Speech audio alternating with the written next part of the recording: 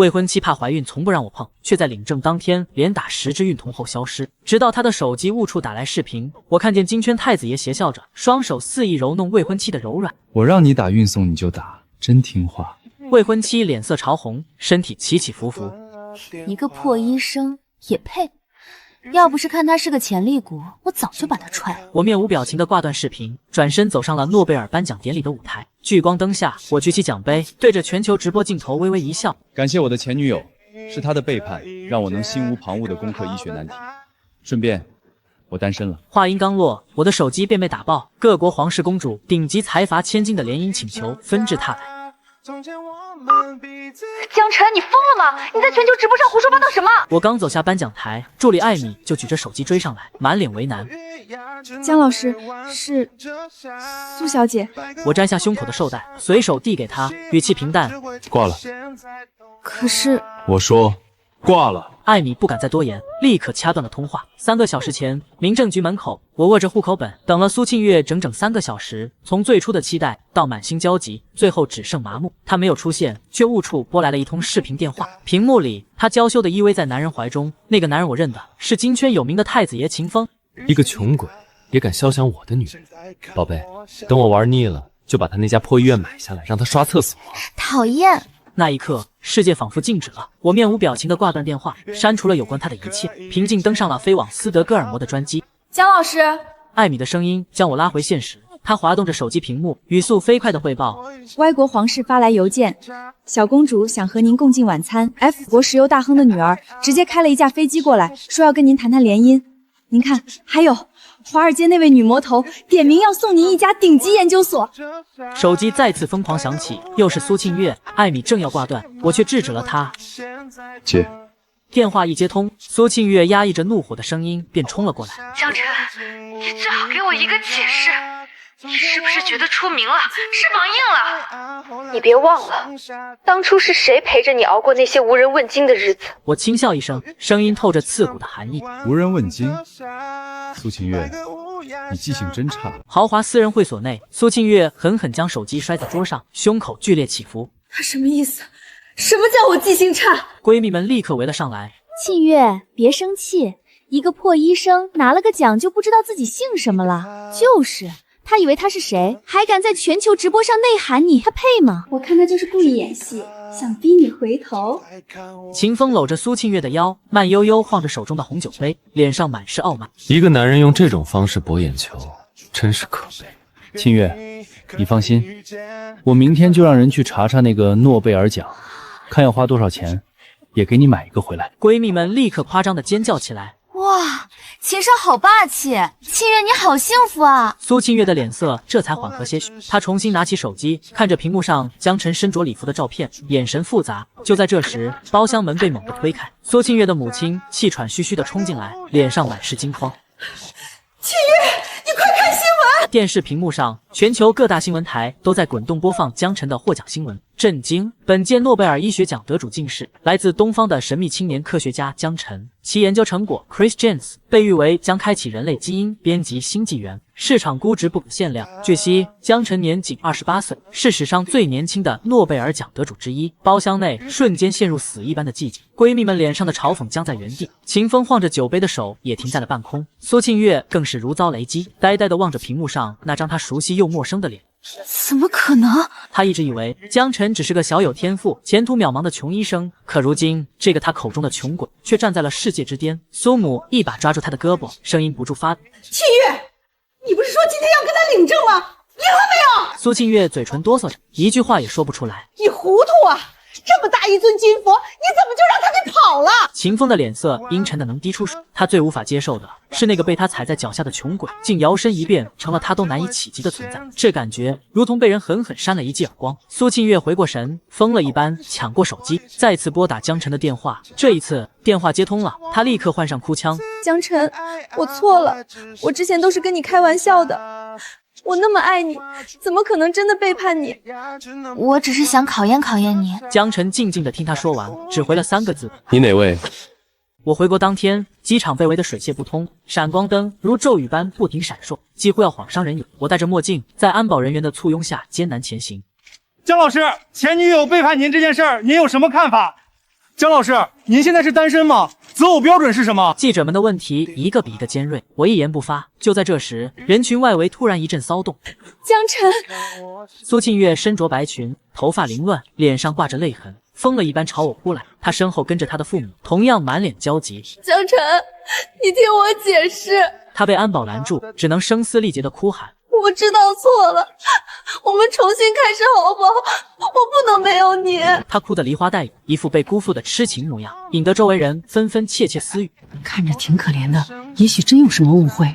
是啊，毕竟是诺奖得主的前女友，应该不是普通人。苏母也立刻挤上前来，对着镜头哭诉：小陈啊，庆月就是小孩子脾气，他心里是有你的，你就原谅他这一次吧。我们一家人都很看好你。他们一家人演得情真意切，我停下脚步，却连一个眼神都懒得施舍给他们。混乱之际，一阵低沉有力的引擎声由远及近，瞬间压过所有嘈杂。人群自动向两侧分开，一列顶级豪车组成的黑色车队以不容置喙的强势姿态停在我面前。为首车辆的车门打开，一位身着高定西装、气质凌厉的女人走了下来。她踩着高跟鞋，径直走到我面前，面色平静。江晨先生，我点了点头。她身后的助理立刻递上一个薄薄的文件夹。我是沈若冰，这是给您的见面礼。我接过文件夹打开，里面只有一张纸，却让周围所有看懂的人倒吸一口凉气。全球最顶尖的私人生物医学研究所 Genesis Lab 的产权转让书，其价值足以买下10个秦风的家族企业。苏庆月的哭声戛然而止，她呆呆望着我手中的文件，又看看眼前气场强大的女人，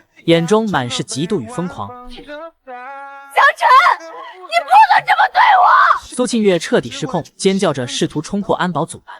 你忘了你当初是怎么追我的吗？你在宿舍楼下弹了一晚上吉他，淋了一夜的雨。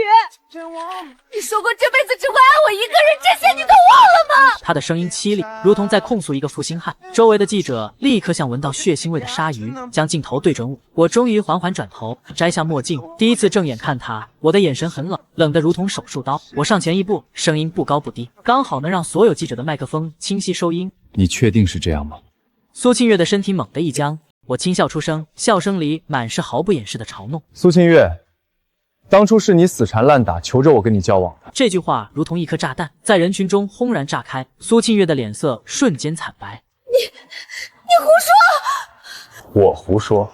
我抬高声音，是谁想方设法从我导师那里弄到我的研究计划书？得知我的项目一旦成功便价值连城，是谁扮演了整整1年的清纯小白花，每天早晚问候送爱心便当，风雨无阻出现在我的实验室门口？是谁在我终于答应交往后，迫不及待把我介绍给你的富二代朋友，炫耀钓到了潜力股？我的每一句话都狠狠刺在苏庆月心上，彻底撕碎她精心伪装的面具。她浑身发抖，嘴唇翕动，却一个字也反驳不出。我看着她惨白的脸，继续开口：你跟秦风在一起，不过是觉得他的太子爷身份比我这个充满不确定性的潜力股更稳妥。你想两头下注，既享受秦风的荣华富贵，又不愿放开我这张未来的长期饭票。只可惜你输了。那一刻，苏庆月彻底醒悟，她自以为是的聪明，在我眼里从头到尾都只是个笑话。苏庆月被记者的长枪短炮逼得狼狈逃窜，我则坐上了沈若冰的车。为什么？我开门见山，晃了晃手中的文件夹，这份礼物太重了。沈若冰闻言，侧过头平静地看着我。我的家族有遗传病史，一种罕见的基因缺陷。她的声音清冷直接，全世界的专家都束手无策，只有你的 CRIS Gene S 技术，理论上可以根治。我了然。所以，你需要我的研究成果？不。她摇了摇头，纠正道：我需要的是你。我需要你将全部精力投入到针对我们家族病症的专项研究中。我挑了挑眉，这听起来像一场交易。就是一场交易。他毫不避讳，我为你提供世界上最好的研究环境、最顶尖的团队、无限的资金，以及隔绝一切外界干扰的保护。你只需专心研究。这个条件对我而言诱惑力巨大。我的研究正处于关键瓶颈，最需要的就是不受打扰的环境。你的回报是什么？婚约，和我订婚。我需要一个足够分量的未婚夫，堵住家族里那些老家伙的嘴，顺利接管家业。而你，江晨，新晋诺贝尔奖得主，全球最炙手可热的青年才俊，是最好的人选。他看着我，眼神锐利如鹰。我们各取所需，互利共赢。你治好我的家人，我助你登上科研的更高楼。交易结束，婚约自动解除。互不相欠。我看着她，这个女人与苏庆月截然不同。成交，我伸出手，她握住我的手。合作愉快。合作愉快。秦氏集团顶楼办公室内，秦风狠狠将一个古董花瓶砸在地上，碎片四溅。江晨，沈若冰。他看着屏幕上江晨与沈若冰并肩离开机场的照片，眼中布满血丝。被一个他看不起的穷鬼夺走女人，还被当众打脸。如今这个穷鬼又搭上了他都要仰望的沈家，这是他这辈子受过的最大耻辱。我不会就这么算了的，得不到的你也别想得到。秦风的报复来得又快又猛烈。第二天，各大网络平台便铺天盖地出现关于江晨的黑料。惊天丑闻，诺贝尔奖得主江晨学术造假，研究数据全靠编造。内部人士爆料，江晨私生活混乱，为达目的不择手段。更可笑的是，秦风还花重金请来了江晨大学时期被开除的同学，让他以告密者的身份站出来，声泪俱下的控诉江晨窃取他的研究思路。一时间，舆论哗然，江晨从神坛跌落，成了人人喊打的学术骗子。诺贝尔委员会也迅速发表声明，表示将对江晨展开调查，若情况属实，将收回奖项。这盆脏水泼得又快又猛。苏庆月也像抓住最后一根救命稻草，立刻跳了出来。她接受独家专访，在镜头前哭得泣不成声。其实，我早就发现他的数据有问题了。我劝过他很多次，让他不要走歪路，可他根本不听。我实在无法忍受和一个骗子生活在一起，所以才选择离开他。他将自己塑造成为正义与爱人决裂的悲情女主角，一番表演竟也博得了不少人的同情。秦风看着反转的舆论，得意的笑了。他就是要毁了江晨，毁掉江晨的名誉，他的事业，他的一切。沈若冰的庄园内，他将一份最新舆情报表放在江晨面前，眉头微蹙。需要我出手吗？我可以让秦家和那个女人明天就从这个世界上消失。江晨摇了摇头，望着窗外，神色平静。不用，这是我的战场，让我自己来。他看了江晨半晌，最终点了点头。好，需要任何支持，随时开口。江晨笑了笑，拿起手机拨通助理艾米的电话。艾米，帮我向全世界的媒体发一份邀请函，我要开一场新闻发布会。电话那头的艾米有些担忧。江老师，现在这个风口浪尖上。江晨打断他，语气不容置喙。就现在，地点定在我那间新研究所的中央大厅。我要送一份大礼给某些人。新闻发布会当天 ，Genesis Lab 中央大厅座无虚席，全球上百家媒体的镜头如同审视的目光，齐齐聚焦在我身上。我没有理会台下不停闪烁的闪光灯，只是平静地站在演讲台后。我知道，大家今天来是想看我如何回应学术造假的指控。我的声音通过麦克风清晰传遍整个大厅，但解释向来苍白。我更习惯用事实说话。我打了个响指，身后巨大的 LED 屏幕骤然亮起，展示出我研究项目的核心数据流，内容复杂精密，处处透着科学独有的美感。台下瞬间一片骚动，记者们纷纷举相机拍摄，却无人能看懂其中内容。我知道大家看不懂，没关系，我特意请了一位专家为各位讲解。我抬眼看向台下第一排，有请我的前同事，也是本次事件的吹哨人周浩先生。聚光灯瞬间打在周浩身上，他脸色惨白，在众人注视下僵硬地走上台。周浩先生，你声称我窃取了你的研究思路，想必对这个项目了如指掌，能否请你为在场媒体朋友解释一下屏幕上这段数据率第3行代表的含义？周浩的额头瞬间渗出冷汗，他支支吾吾，眼神慌乱躲闪。这是一段十分关键的基因系列。哦，具体是哪个基因？它在整个模型中起到什么作用？缺失后又会对实验结果造成何种影响？我的问题接连抛出，语速又快又急，周浩彻底懵了，张口结舌，一个字也答不上来。他不过是收了秦风的钱财前来污蔑，根本不懂这些前沿科研知识。台下记者都不是愚笨之人，已然看出其中端倪。看来周浩先生今日状态不佳。我笑了笑，没有再继续逼问。没关系，我们来看点别的。我再次打了个响指，身后屏幕画面切换，一段音频随即播放。秦少助理，您放心，我都安排好了，保证把江晨的名声搞臭。天哪，是秦风助理的声音！钱已经打入你的海外账户，事成之后还有尾款，记住，咬死就是江晨偷了你的成果。音频里的声音正是周浩与秦风助理的对话，音质清晰，毫无模糊之处。全场瞬间陷入死寂，下一秒，哗然声如同火山爆发般席卷全场。周浩双腿一软，直接瘫倒在地。我拿起麦克风，对着台下所有镜头一字一句开口：现在还有人觉得我需要造假吗？这场新闻发布会的效果远超我的预期，真相彻底大白。我不仅洗清了所有污名，声望反而较之前更盛。秦风和苏庆月则成了人人唾弃的跳梁小丑。秦氏集团股票发布会结束，1小时内市值蒸发300亿，且仍在持续暴跌。董事会连夜召开紧急会议，秦风那位曾经不可一世的商界巨鳄父亲，据传气得当场砸毁了整间办公室。周浩因涉嫌商业诽谤与欺诈，被警方直接从发布会现场带走，等待他的将是法律的严厉制裁。苏庆月已然沦为全网笑柄，年度最佳演员、市级绿茶的标签被网友牢牢扣在他头上。他此前声泪俱下的采访视频被制作成各类鬼畜表情包，传遍互联网各个角落。据说他连家门都不敢踏出一步，一旦外出便会遭人指指点点，甚至有人朝他扔烂菜叶。沈若冰的庄园内，他正拿着平板看秦氏集团惨不忍睹的股价走势图，嘴角勾起一抹难得的真切笑意。干得漂亮！他抬眸看向我，那双素来清冷的眼眸里此刻盛满了欣赏。我开始觉得我们这场交易是我赚了。我笑了笑，没有说话。我清楚，经此一事，我们之间才算真正建立起信任。这份连结不再仅仅是一纸冰冷的契约。他起身走到我身旁，亲自为我倒了一杯红茶。我的人查到，秦风已经被他父亲赶出家门，所有继承权均被剥夺，他现在一无所有。我端起茶杯，轻轻吹散热气。那又如何？于我而言，秦风早已形同废人。沈若冰看着我，似有话想说，最终却只是摇了摇头。没什么。他重新坐回沙发，目光落在我身上，带着一丝连他自己都未曾察觉的专注。江晨，你比我想象中要有趣得多。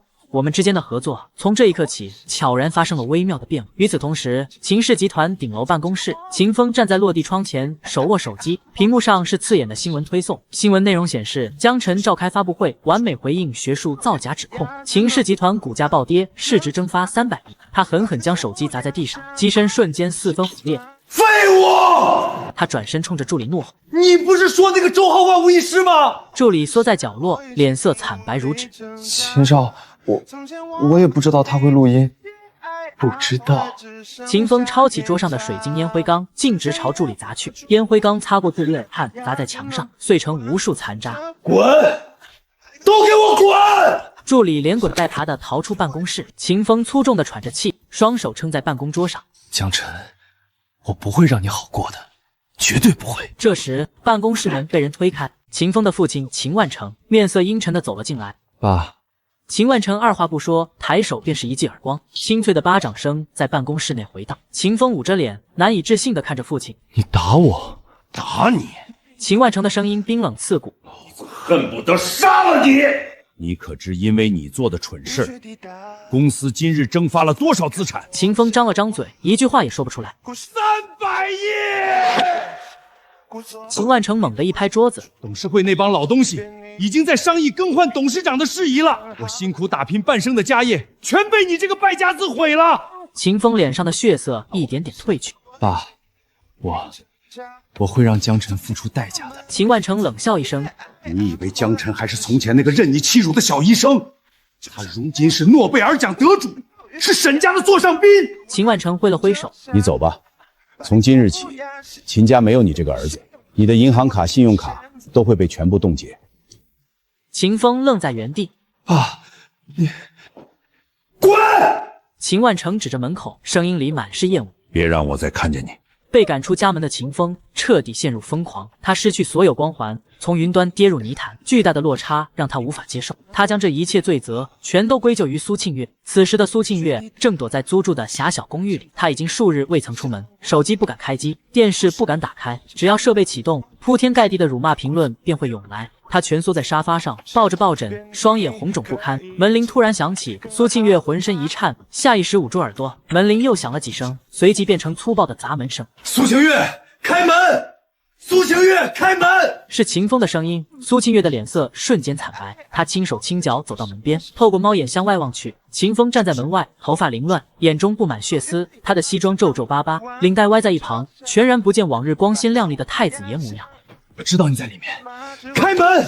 别让我说第3遍！秦风又狠狠砸了一下门，苏庆月吓得后退2步，险些摔倒在地。他哆哆嗦嗦掏出手机，想要报警，可手机刚一开机，便被海量消息提醒，震得直接死机。门外的砸门声越来越剧烈，苏庆月咬了咬牙，终究还是打开了门。秦风冲进门内，一把掐住他的脖子，将他狠狠按在墙上。都是你这个贱人！他咬牙切齿地如同失去理智的野兽，对他拳打脚踢。要不是你，我怎么会去招惹江辰？我怎么会落得如今这般田地？苏庆月被掐得喘不上气，拼命挣扎。放开我！秦风冷笑一声，手上的力道反而愈发加重。因为你，我的家产，我的地位，我的一切全都没了！苏庆月用力拍打他的手臂，眼泪止不住的滑落。是你自己要去招惹他的。苏庆月被秦风打得鼻青脸肿，哭着求饶，却只换来更凶狠的殴打。直到秦风打累了，甩了甩手，径直走进卧室躺下。苏庆月独自瘫在客厅冰凉的地砖上，脸颊肿得发烫，嘴角的鲜血顺着下巴滴落在地面。他扶着墙壁缓缓站起，浑身止不住的颤抖，脑海里全是江辰的身影。他曾以为他会永远等在那里，他曾以为无论自己做什么，他都会等他回头。可他不会等，他早已转身离开。如今父母与他断绝关系，朋友对他避之不及，全网都在谩骂他，他如同过街老鼠，人人喊打。而这一切都是因为江辰。既然得不到，那就亲手毁了他。他深吸一口气，推开了卧室的门。秦风靠在床上，指尖夹着香烟，脸上神色阴晴不定。苏庆月关上房门，背靠在门板上。接下来怎么办？沈若冰不好对付，有钱有人脉，又深得江辰信任，硬碰硬我们根本不是对手。所以就要看你了。秦风起身走到苏庆月身边，伸手揽住她。你是江辰的前女友，只要你还在，他们就必须时刻盯着你，一分心，我们就有可乘之机。你要我当靶子？不是靶子，是诱饵。有区别吗？秦风盯着他，眼神冷得如同刀锋。苏庆月，你以为你还有选择的余地吗？你现在就是一条全网唾骂的丧家之犬。你甘心看着江辰纵庸荣华，抱得美人归，而你只能躲在出租屋里吃外卖吗？苏庆月攥紧拳头，指甲深深掐进掌心。我不是在害你，我是在给你机会。你恨江辰，我也恨他，我们目标一致。苏庆月眼中满是恨意与不甘。秦风说的没错，可以，但你要先给我200万。秦风上下打量他一番，100万，多1分没有，你爱要不要？秦风你。秦风后退一步，重新坐回床上，语气轻飘：100万足够了，别不知足。事成之后再给你分成。苏庆月咬着嘴唇，沉默数秒。他此刻的确没有讨价还价的资本。你要我怎么做？秦风抬脚踢向身旁的椅子，椅子滑到苏庆月面前，撞上他的小腿。坐。苏庆月一言坐下，秦风盯着他，嘴角微扯。很简单，你继续去纠缠江辰，每天都去，风雨无阻，送花送礼物送便当，怎么做让人反感就怎么做，让他们以为你还对他念念不忘，把所有精力都放在你身上。就这样。苏庆月皱起眉头。就这样，其他事你不用管，我来安排。苏庆月沉默许久，终究还是点了头。好，我做，但你答应我的钱1分都不能少。放心。秦风笑了笑，那笑容却没有半分温度。你乖乖听话，少不了你的好处。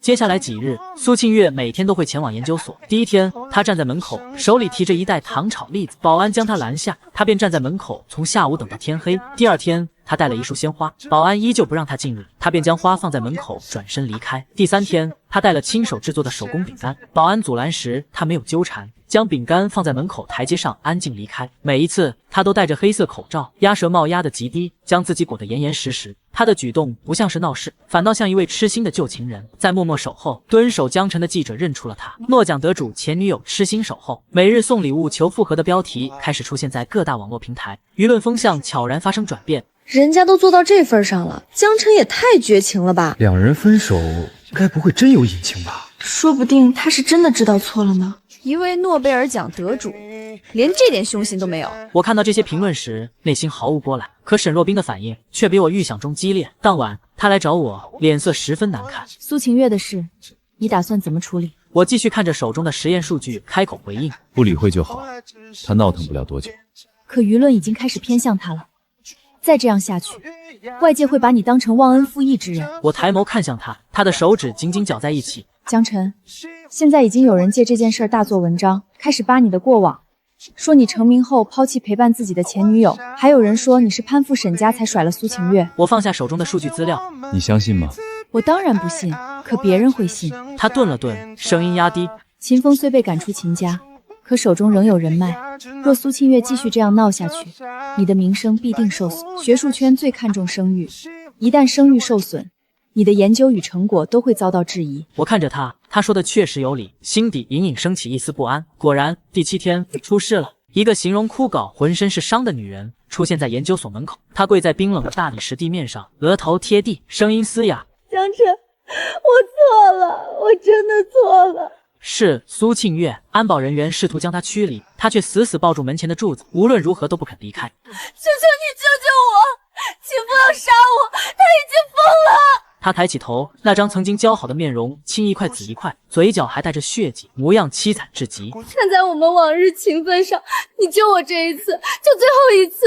他哭得撕心裂肺，妄图用这副可怜模样博取我最后的怜悯。周围路人纷纷驻足，掏出手机拍照记录。记者们如同嗅到血腥味的鲨鱼，从四面八方蜂拥而至。苏小姐，你说秦风要杀你，究竟是怎么回事？苏小姐，你和江博士、沈小姐之间到底有何纠葛？你们之间究竟发生了什么？闪光灯不停闪烁，围观人群越来越多。苏庆月抬起头，泪流满面。江辰，我是爱你的，看在我们曾经深爱过的份上，你帮帮我吧！你不帮我，他真的会杀了我的。我没有办法，我真的走投无路了。他的声音越来越大，哭得愈发凄厉。周围人群开始窃窃私语，看着实在可怜，或许真的有隐情。一个女孩子跪在地上求人，也太惨了。江辰是不是太绝情了？我站在研究所2楼落地窗前，居高临下的看着他。沈若冰站在我身旁，双手环胸，眼神里满是毫不掩饰的鄙夷。要把他赶走吗？我摇了摇头，不急。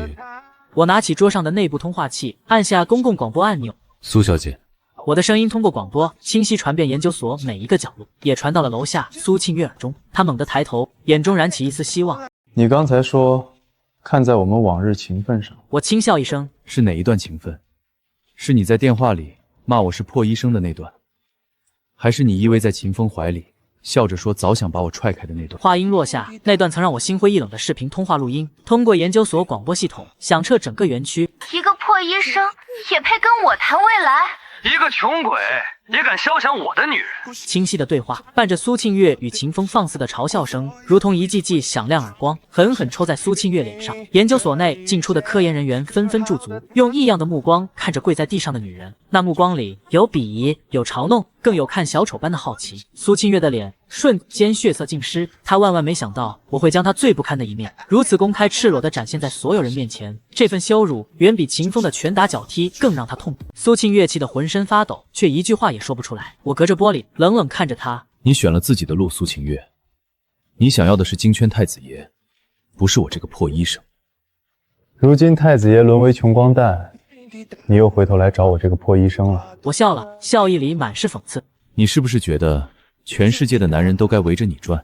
楼下的苏庆月彻底崩溃，她瘫坐在地上，目光呆滞，仿佛被抽走了所有精气神。我对着通话器下达最后的命令：保安，请这位小姐离开。我的研究所有严格的无菌要求。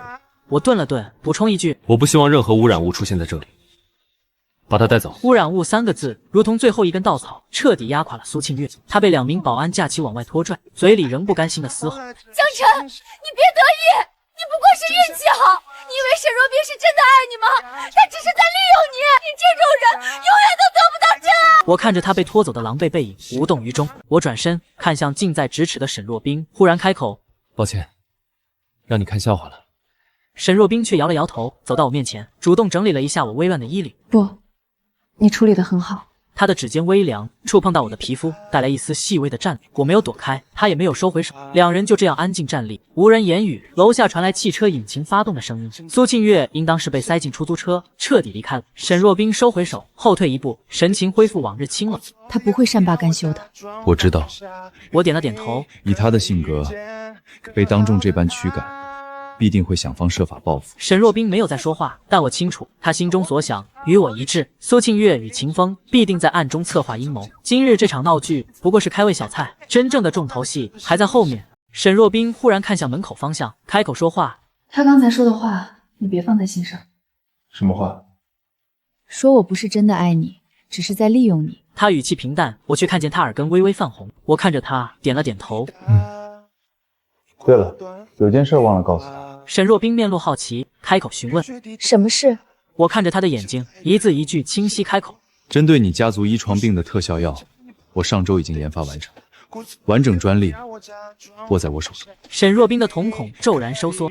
我也让专业机构评估这项专利的市场价值，保守估计早已超过秦家鼎盛时期的全部资产总和。他当初若不那么愚蠢，如今至少能分得一半。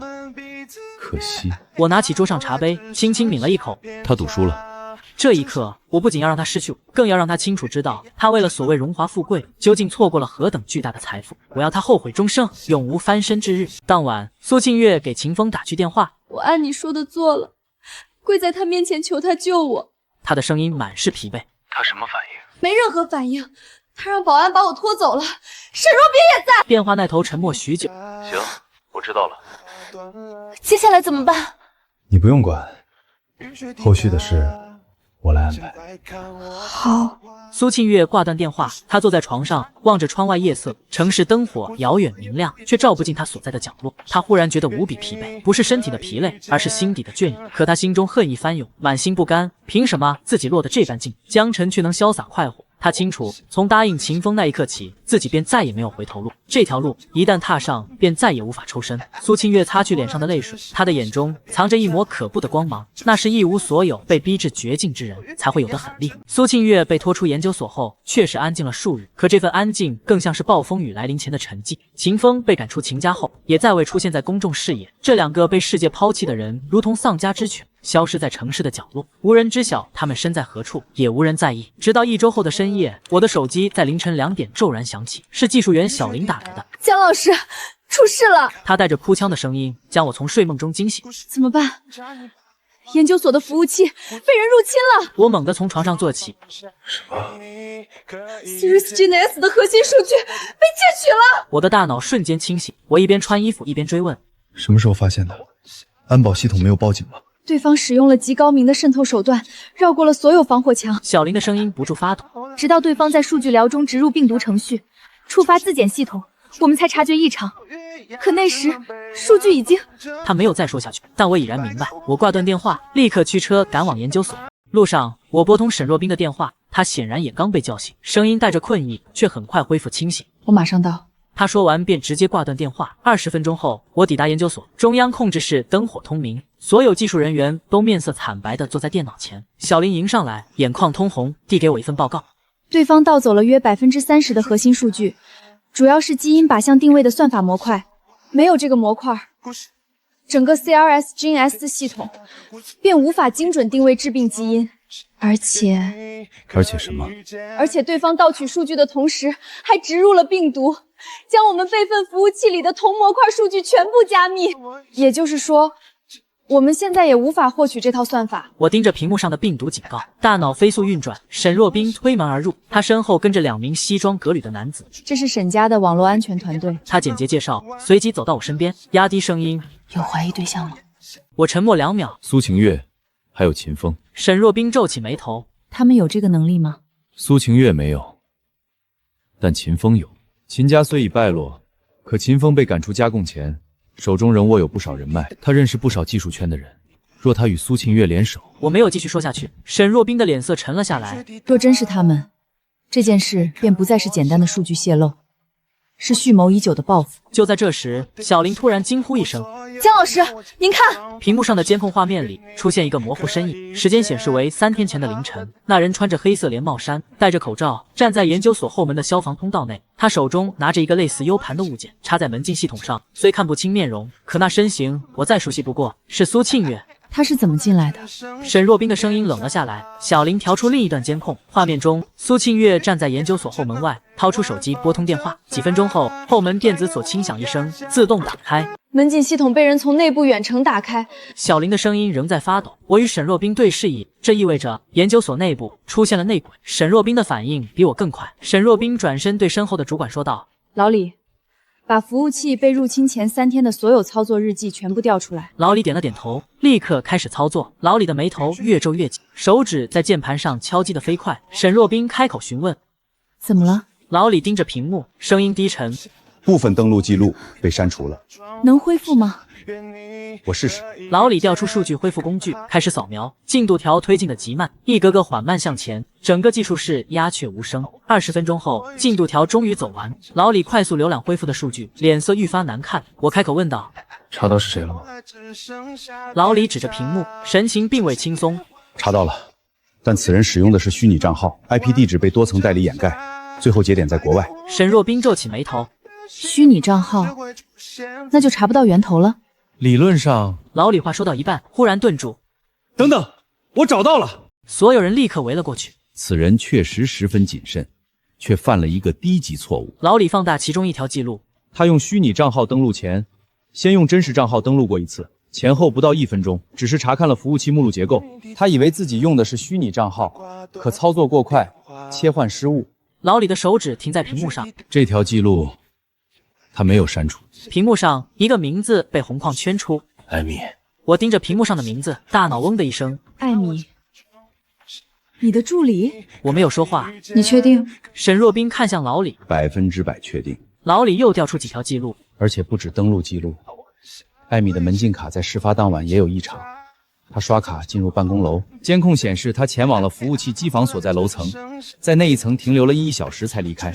沈若冰看向我，我没有说话，掏出手机找到艾米的号码，拨了过去。电话嘟嘟作响，无人接听。我又拨了一遍，依旧无人接听。我转身看向小林，你们把这边情况整理好，等我消息。我与沈若冰一同离开研究所，一路上无人言语。艾米住处距离不远，开车只需20分钟。上楼时，走廊里的声控灯坏了一半，光线忽明忽暗。走到他家门口，我停下脚步，门内传来窸窸窣窣的声响。我抬手敲门，门内的声音瞬间停止。谁？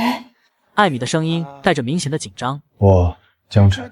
门内沉默数秒，随即传来急促脚步声与物品落地的闷响。房门打开，客厅中央摊着一个巨大行李箱，里面塞满衣物与杂物。茶几上散落着护照、身份证与几沓现金。艾米脸色惨白如纸。江老师，她的声音不住颤抖。我扫过行李箱，又看了看茶几上的现金与护照。你要去哪里？艾米嘴唇哆嗦着，一句话也说不出来。我将证据甩在她面前。你没有什么要解释的吗？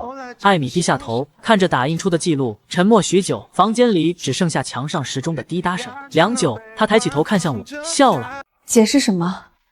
既然都知道了，还有什么好说的？是我打开的后门，是我把服务器访问权限交给苏秦月，是我在系统里植入病毒，加密了备份数据，这些全都是事实。我们都愣住了，没人想到他会如此痛快地承认。为什么？艾米看着我，眼神里没有愧疚，没有恐惧，只有一种平静的坦然。姜老师，关于 CRISPR-Cas9 脱靶效用的研究数据，我也耗费了6个月时间。您是第一作者，我却只是第二作者。诺贝尔奖是您的，突破奖是您的，全世界的掌声与鲜花也全都是您的。他的声音顿了顿。凭什么？我皱起眉头。我的时间，我的努力又算什么？凭什么我的付出永远只能排在您的名字之后？他的语速越来越快，声音愈发尖锐，如同利刃从胸腔迸发。我从未抢夺过你的功劳，论文上你的名字就在我之后，在学术圈，这本就是第二作者应有的位置。应有的位置。艾米的声音陡然拔高，情绪彻底激动起来。安静的客厅里，艾米的声音响起，带着压抑已久的情绪。姜老师，您知道第二作者意味着什么？意味着在所有人眼中，我只是您的助手，意味着我所有的工作都只是您的团队支持。他看着我，眼眶泛红，却没有落泪。您拿下诺贝尔奖，全世界都在报道江晨，从没有人在意第二作者是谁。客厅安静的可怕，我沉默了许久。所以，你帮苏清月窃取数据是为了报复？不，是为了证明自己。秦风答应我，等数据到手，会给我一支独立研究团队，一间完全属于我的实验室。我的名字前，再也不会有江晨这3个字。他顿了顿，看向我。姜老师，您知道吗？在您身边，我学到很多，可也失去了太多。我看着他，心底涌起复杂的情绪。艾米，你有没有想过，若没有我，你或许连踏入这个领域的机会都没有。我知道，所以我很感激您。可感激不能当饭吃，也不能让我的名字站在学术界的聚光灯下。沈若冰站在一旁，脸色冰冷。所以你就用偷窃的方式，换取你想要的一切。艾米转头看向他，嘴角勾起一抹苦笑。沈小姐，您出身豪门，想要什么便有什么，您不会懂的。对我们这种普通人而言，机会只有一次，错过便再无可能。秦风给了我机会，我抓住了，仅此而已。他低下头，沉默许久。江老师，我不指望您原谅我，因为我从不后悔。我看着他，久久没有说话。艾米，我看到了你的努力，所以我为你申请了剑桥大学干细胞研究所的工作。艾米的身体开始颤抖，嘴唇不住哆嗦。你为什么？但我没想到你会如此极端。艾米的眼泪终于滑落，她捂着脸蹲在地上，哭得浑身发抖。沈若冰走到我身边，压低声音：“你打算怎么处理他？”我看着蹲在地上哭泣的艾米，交给警察吧。警察很快赶到。艾米被带走时，回头看了我一眼，她眼神复杂，似有千言万语，最终却什么也没说。我靠在车座上，闭上眼睛。沈若冰靠近我，还好吗？还好，只是没想到会是他。人心隔肚皮。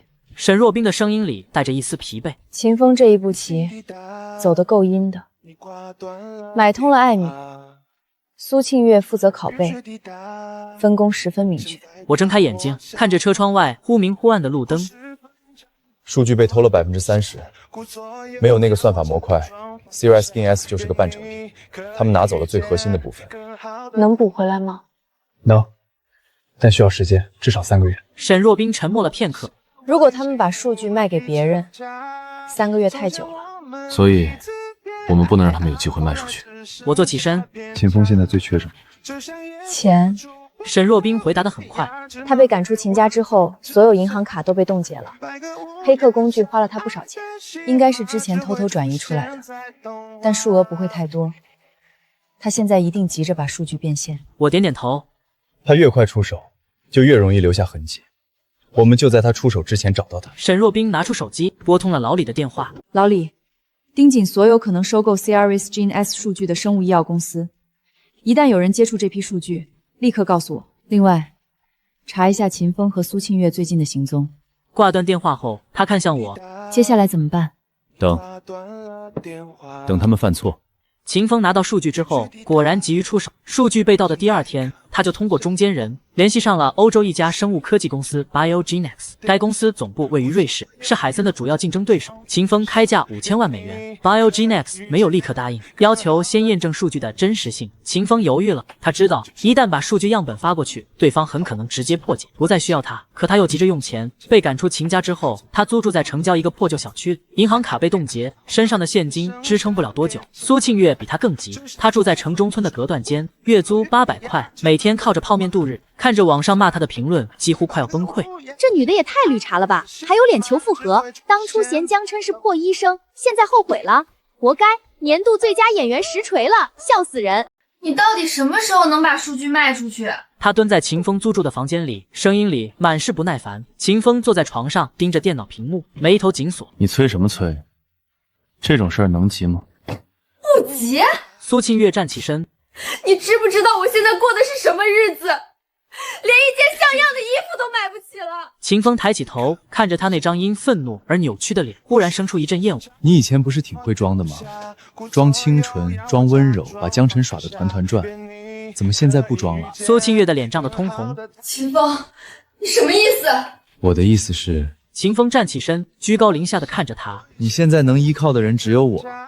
你要是嫌日子不好过，可以滚。去找你的江晨啊，看他还要不要你。苏庆月紧抿着嘴唇，强忍着不让眼泪掉下来。为了钱，他只能忍。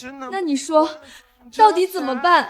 他的声音软了下来。秦风重新坐回床上。BioGenex 那边我已经在谈了，他们要求先看10%的数据样本，我今晚就发过去。如果他们确认是真的，就会先付1000万定金，到时候你就不用住那种破地方。苏庆月的眼睛亮了一下。真的？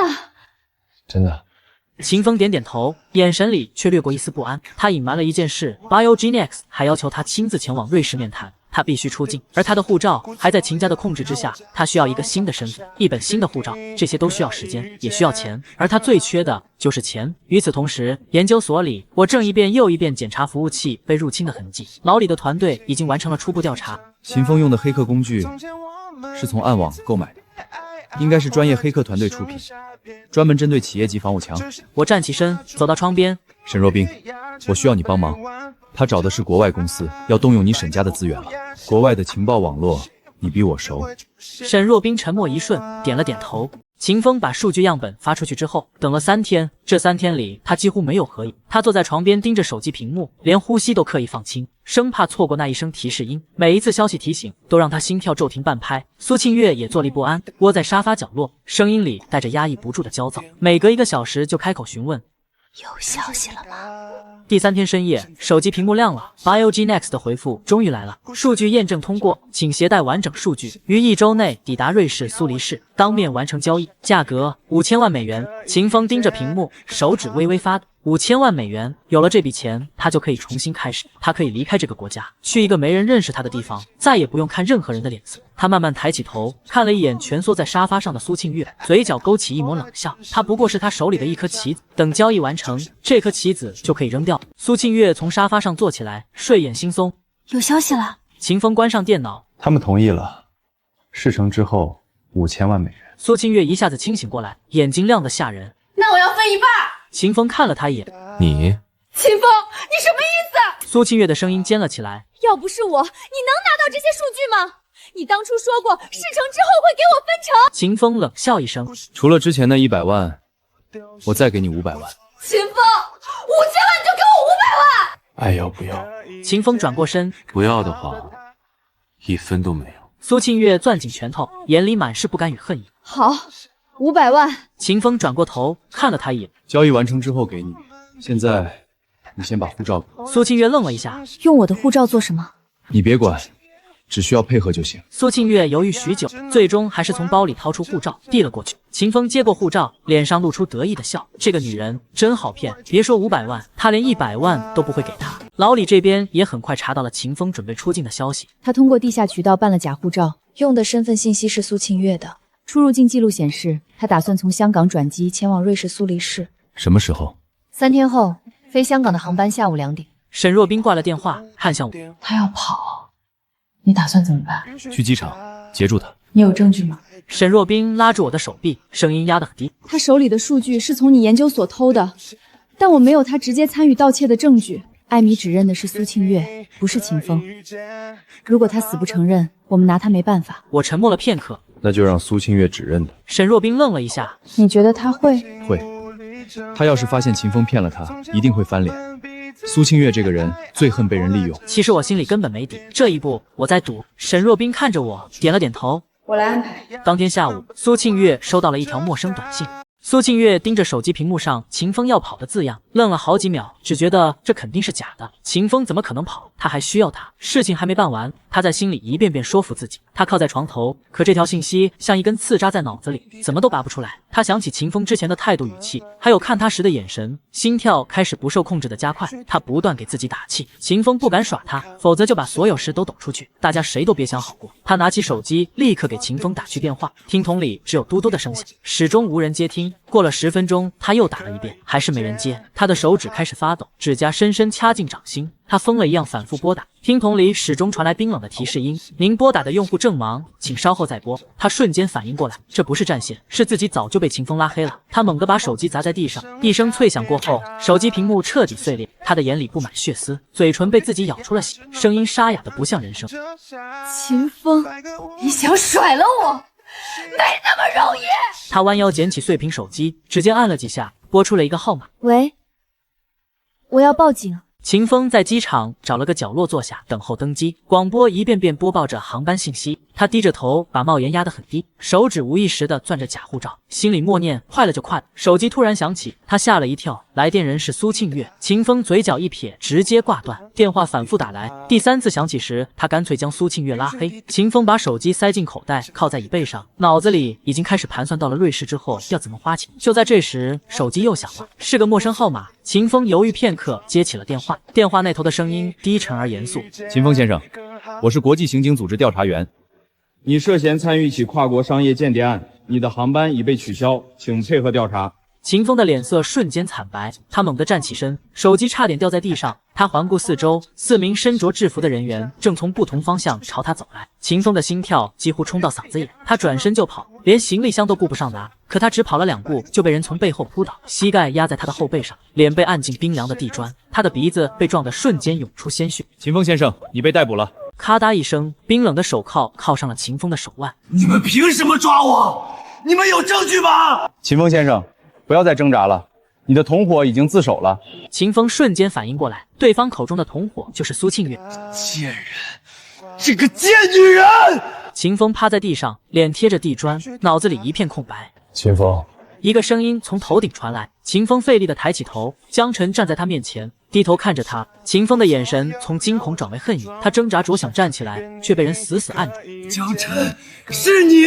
他的声音嘶哑，像一头被困的野兽。江晨没有说话，只是看着他。你以为你赢了？你等着，我爸不会放过你的，秦家不会放过你的。江晨蹲下来，平视着被按在地上的秦风。你爸已经把你赶出家门了，你拿什么让秦家不放过我？秦风的脸色骤变，他张了张嘴，一个字都说不出来。江晨站起身，转身离开，身后传来秦风的嘶吼，夹杂着脏话与咒骂。沈若冰跟在江晨身边，走出几步后回头看了一眼。他疯了。他一直都疯。沈若冰拉了拉我的袖子。苏晴月那边呢？也抓了。就在秦风被抓的同时，警方去了他的住处。他怎么样？没反抗，直接就认了。沈若冰愣了一下。认了。认了。我看着他，他说一切都是秦风主使，他只是帮他跑腿，而且他愿意作证。沈若冰沉默了片刻。他这是要把秦风一个人推出去。对，他从来都是这种人，永远先保护自己。我没有说话，风从机场大厅门口灌进来，带着初冬的寒意。走吧，回去等消息。我点点头，跟着他往外走。身后机场广播还在循环播放航班信息，一切如常，仿佛什么都没发生。走了几步，我又停下，回头看了一眼机场大厅，玻璃幕墙反射着午后阳光，刺眼而明亮。秦风和苏庆月终于要为自己的贪婪付出应有的代价，但我的数据还没有完全安全。从苏庆月口中，我们得知 Biogen X 已经拿到了10%的数据样本。沈若冰看出了我的担心，轻拍了拍我的肩。别急，我已经让人先去和他们接触了，我约了和他们视频交流。我们先回研究所吧。我点点头，回到研究所。沈若冰看了一眼手表，说他们那边的人应该已经准备好了。他拿出手机拨了一通电话，电话响了几声，被接起。 Hello， Mr. Weber， 我是沈若冰。之前我的助理和你谈过。沈小姐，关于那批数据，我想我们已经说得很清楚了，我们是正常商业交易，没有任何违法行为。正常商业交易 ，Mr. Weber， 你们购买的数据是从我的研究所偷出来的。提供给你们数据的秦风，今天下午已经在机场被刑警逮捕。电话那头陷入沉默。沈若冰看了我一眼，把手机往我这边推了推。我接过话 ，Mr. Weber， 我是江晨 ，CRS Gene S 的首席科学家。对方的声音明显变了。江教授，这件事我们……你不需要解释。我打断他，我只想告诉你，你们手里的数据来源不合法。如果你们继续持有、使用或者传播这批数据，就是在犯罪。Weber 的声音突然拔高。我们和秦风先生的交易是干净的，他提供的资质证明、独立研究声明，所有文件都是齐全的。你们中国人之间的恩怨跟我们没有关系。我的眉头皱起。你以为秦风给你的那些资质文件是真的？他连护照都是假的。你确定他给你的声明不是伪造的？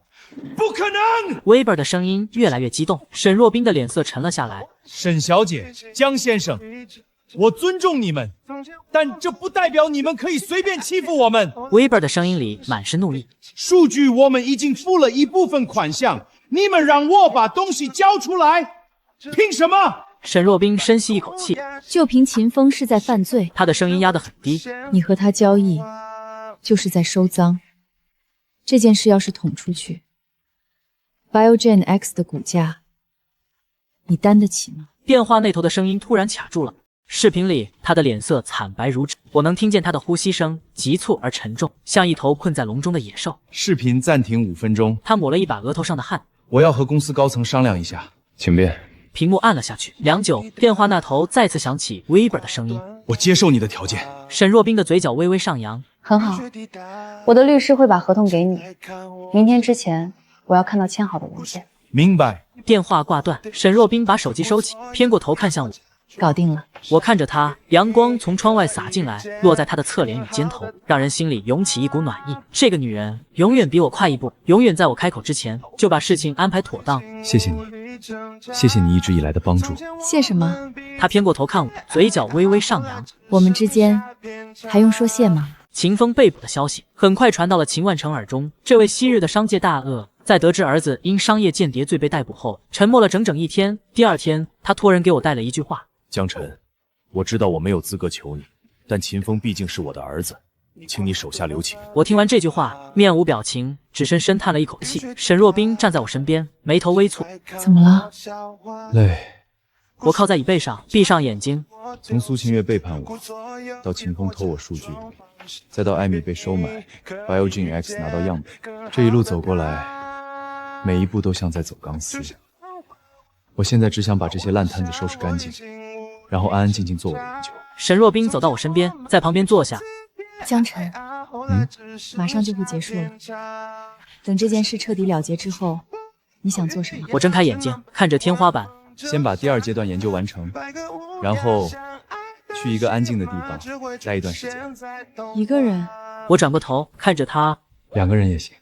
沈若冰的耳根红了，他别过头，假装看向窗外的风景。我笑了笑，审讯的进度比我想象中要快。国际刑警组织在秦风的电脑里找到了他与 Biogen X 的所有往来邮件、购买黑客工具的转账记录，以及给艾米转账的银行流水，证据确凿，无可辩驳。秦风在被抓的第3天就放弃了抵抗。黑客工具是我买的，艾米是我收买的。当审讯人员问他苏庆月在整件事中扮演了什么角色时，秦风的眼里闪过一丝狠色。他是主谋。审讯人员愣了一下。主谋？对。秦风的声音很平静，平静的像在说一件无关紧要的事。是他先找到我的。他说他恨江晨一出名就把他踹了。他说只要我帮他，事成之后对半分。我一开始是拒绝的，但他一直缠着我。他顿了顿，又补了一句：警察同志，他举报我，就是想把自己摘干净。他恨江晨，所以利用我对他的真心，让我帮他犯罪，而且我把钱都给他。秦风把所有罪责都推到了苏庆月身上，他不仁就别怪他不义。苏庆月听到秦风的供词之后，彻底崩溃。审讯室里，苏庆月情绪失控尖叫，声音尖锐的几乎要刺破耳膜。他胡说，是他，一切都是他主使的，是他先找到我的。他说要报复江晨，他说只要我帮他拿到数据就给我钱。我只是帮他跑腿而已，我没有主使，我不是主谋。审讯人员面无表情地记录着。苏小姐，请你冷静。秦风先生提供的证据显示，是你主动提出可以利用你和艾米的关系打开研究所的后门。苏庆月的声音在发抖，神色慌乱。这不对，是秦风让我去找艾米的。他说艾米缺钱，让我去试探他。我只是照他说的做而已。那你有没有拿钱？苏庆月沉默了，嘴唇哆嗦着，说不出话。收了，但那是他给我的生活费。审讯人员合上笔记本。苏小姐，你的情况我们会进一步调查，在调查结果出来之前，你需要留在这里。苏庆月瘫坐在椅子上，浑身发抖，眼里满是恐惧与不甘。这一次，他真的逃不掉。苏庆月和秦风的案子进入了司法程序，但案件的审理周期比普通案件要长得多。沈若冰动用了沈家的关系，尽可能推动案件进展。检察院那边说，最快也要3个月。秦风态度很强硬，一直咬死是苏庆月主使。苏庆月那边也不松口，坚持说是秦风主使。两人互相推诿，谁也说服不了谁。那就让他们推，证据不会说谎。沈若冰点点头。检察院梳理的证据足够给秦风定罪了，不过秦家竟然给他请了辩护律师。至于苏庆月，他虽然是自首，但毕竟参与了整个盗窃过程，而且他是直接动手拷贝数据的人，判刑是免不了。我没有说话。苏庆月走到今天这一步是他自己选的，从他背叛我的那一天起，他就在一条不归路上越走越远。他以为跟着秦风就能过上好日子，以为偷了我的数据就能发财，以为把罪责推给秦风就能脱身。他错了，每一步都错了。手机震了一下，是警局发来的消息，说苏庆月要见我。沈若冰看着我，神情复杂。你要去吗？我沉默了片刻。去。看守所会见室里，苏庆月坐在我对面，她比1个月前消瘦许多，身着橙色号服，手腕戴着手铐，整个人仿佛苍老了10岁。看见我的瞬间，她的眼泪瞬间涌了出来。江晨，她声音沙哑。你来了。我坐在椅上，隔着铁栅栏望着他。找我什么事？苏庆月擦去脸上的泪水，深吸一口气。江晨，我爱你，正因为太爱你，我才会做错事。他声音发颤，目光却在我脸上游移，似在试探这句话是否有用。都是秦风，是他强迫我的。泪水糊满他的脸庞，模样看上去可怜至极，可我心底却泛起一阵恶心。苏庆月低下头，泪珠滴落在铁栅栏前的桌面上。江晨，我求你原谅我，我真的后悔了，后悔没有好好珍惜你，后悔被秦风的花言巧语蒙骗，后悔亲手毁了我们的未来。他抬起头，泪眼朦胧地望着我。你能帮帮我吗？秦风就是个疯子。他的声音越来越轻，轻到几乎听不清。我害怕。我看着他，忽然笑出声。苏庆月，你实在太过自私。你找我不过是如今需要新的依靠，而我是你最好的选择。他脸上还挂着泪，眼底的期待却一点点消散。我收住笑意，静静看着他。我这辈子都不会原谅你。他嘴唇哆嗦着，想要开口，却被我打断。你的道歉从来都不是真心的。你说后悔，并非后悔背叛我，而是后悔跟错了人。倘若秦风真拿到5000万，带你远走高飞，你会后悔吗？我起身时，椅子在地板上划出刺耳的声响。你不会，你会和秦风一起消失。你从来都没有变过。你不爱我，你爱的只有金钱与地位。苏庆月的眼泪止不住的滑落，我转身快步朝门口走去。江晨，你真要这般狠心吗？我们相伴多年，你就半分情谊都没有吗？我停下脚步，却没有回头。有，但那份情谊，在你爬上秦风床榻的那里就已经死了。沈若冰在走廊上等我，她倚着墙壁，双手插在口袋里，神色平静。走廊的日光灯将她脸上的疲惫照得清晰分明，可她依旧站得笔直。我推开门，看见她的那一刻，心中紧绷的弦松了几分。说完了。说完了。他没有多问，转身朝出口走去。我跟在他身后，沉默地望着他的背影。他的步伐不快不慢，恰好与我同步。这个女人连走路都能让人安心。走出看守所，外界的阳光有些刺眼，我眯起眼，站在原地适应了片刻。沈若冰停下脚步，回头看向我。还好吗？还好。我说的是实话。走出看守所，看见阳光，看见他，我确实还好。他浅浅一笑，笑意极淡，只是嘴角微扬，眼底却有光亮。走吧，回去还有许多事要处理。我站在原地，望着他的背影，阳光为他的轮廓镀上一层金边。愣着做什么？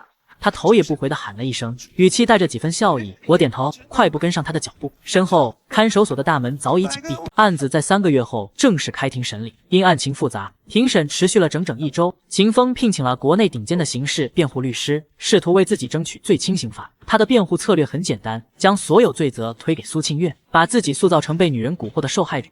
我的当事人是在苏秦月的诱导下才做出错误决定。律师在法庭上侃侃而谈，苏秦月利用2人之间的情谊，让他误以为这只是普通商业竞争。我的当事人并不知晓，该行为已构成商业间谍罪。检察官站起身，辩护人的说法与证据严重相违。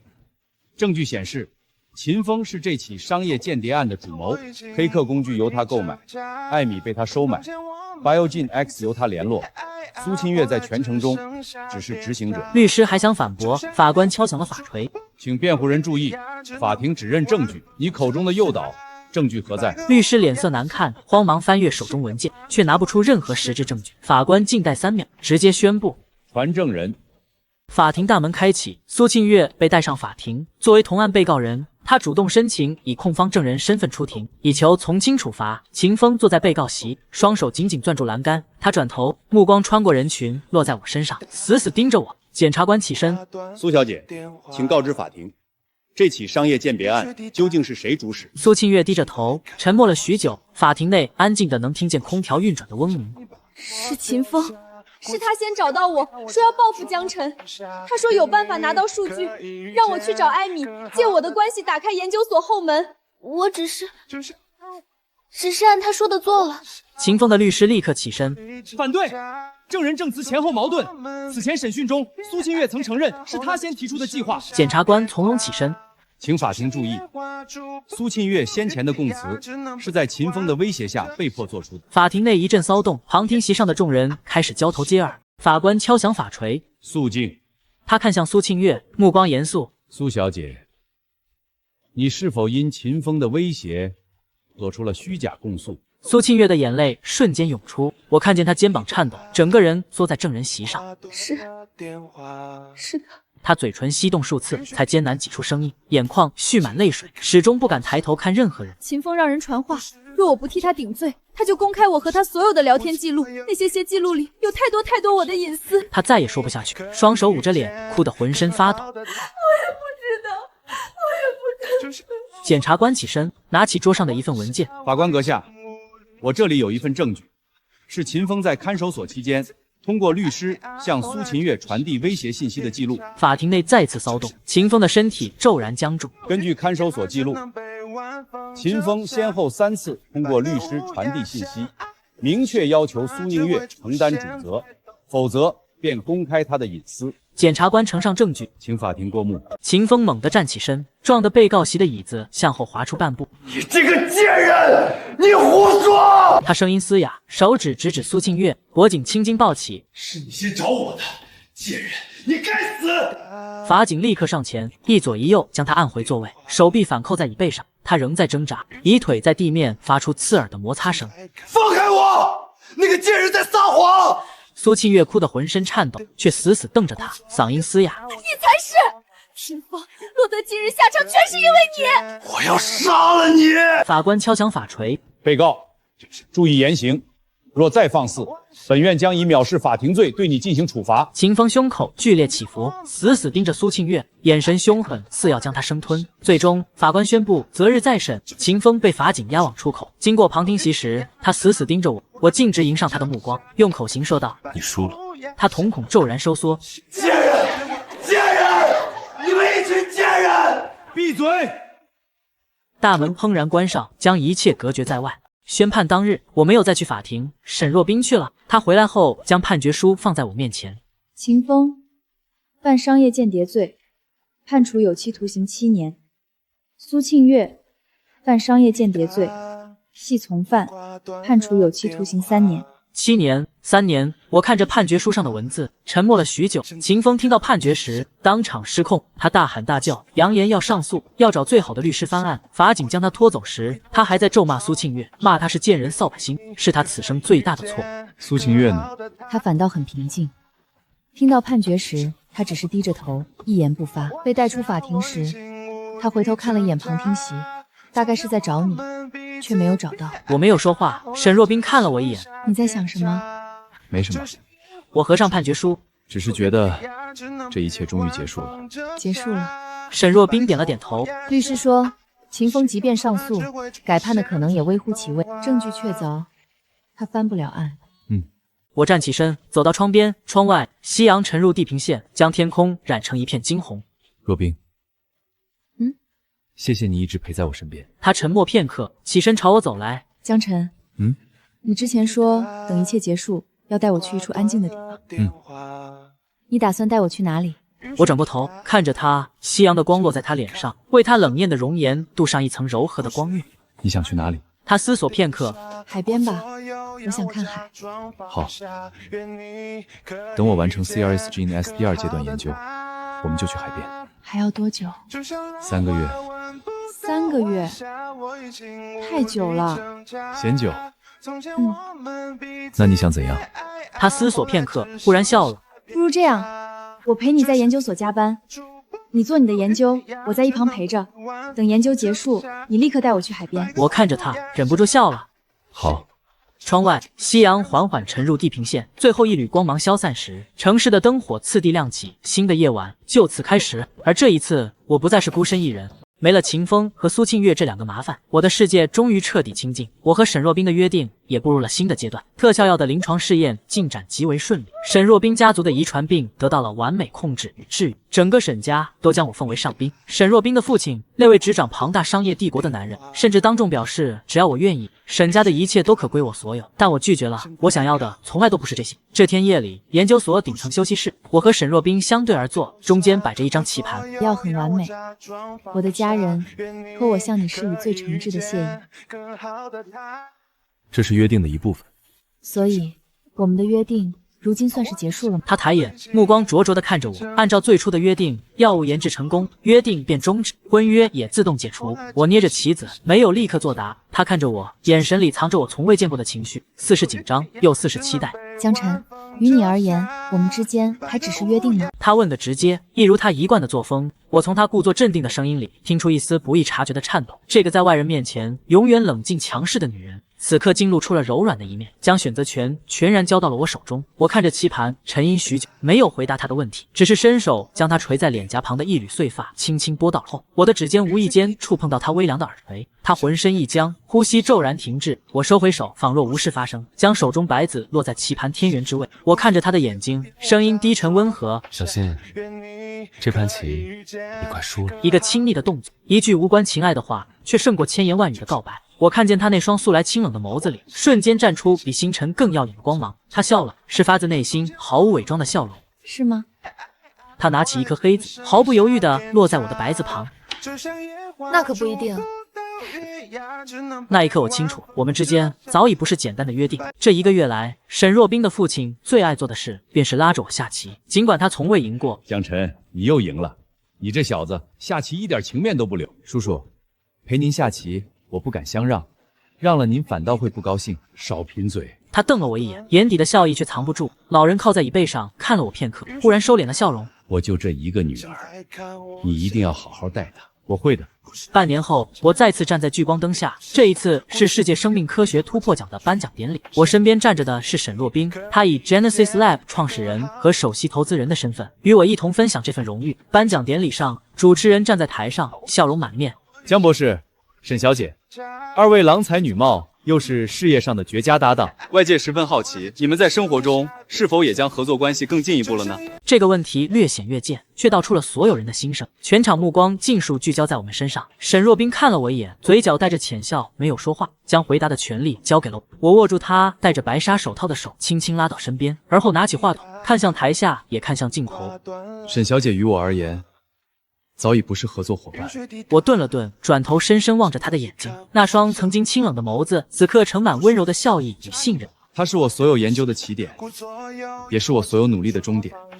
它是我灵感的缪斯，也是我余生的归途。